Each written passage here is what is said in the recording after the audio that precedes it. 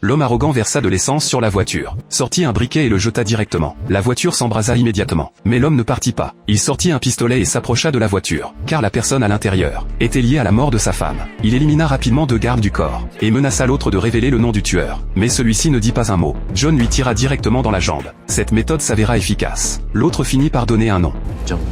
De toute évidence, il se moquait de lui. Alors John tira une autre balle. Cette balle lui transperça le poumon. Il ne mourrait pas tout de suite. Il brûlerait lentement avec la voiture. La raison pour laquelle l'homme faisait cela, c'est que sa femme enceinte avait été assassinée. Ce soir-là, un groupe d'hommes masqués fit irruption chez lui. Ils coupèrent d'abord le courant, puis trouvèrent la chambre de John, et tirèrent sans hésiter sur le lit. Ce qu'ils ignoraient, c'est que John était dans le salon. Sa femme était seule dans le lit. Il avait remarqué que son ordinateur n'avait plus de batterie. Alors il le brancha. Mais l'ordinateur ne répondait toujours pas. En tant qu'ancien militaire d'élite, il comprit que quelqu'un s'était introduit chez lui, et que c'était des professionnels. Alors John prit un pistolet dans le tiroir. Après une vérification rapide, il prit aussi une lampe torche, puis monta prudemment au 2e étage. Il se retrouva vite face à l'intrus.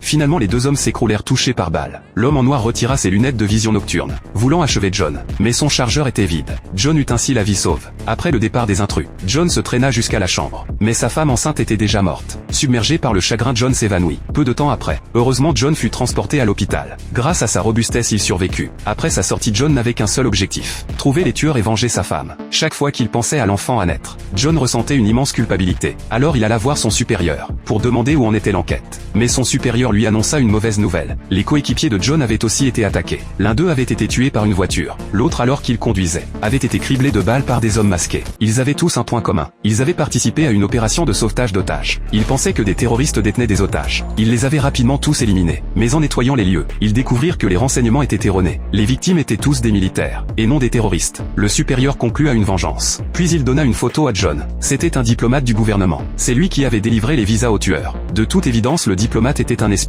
Le soir, John se versa une bouteille d'alcool sur lui, puis fit semblant de conduire en état d'ivresse. Il intercepta volontairement la voiture du diplomate, pour faire passer cela pour un accident. C'est ainsi que la scène du début se produisit. John réussira-t-il à venger sa femme?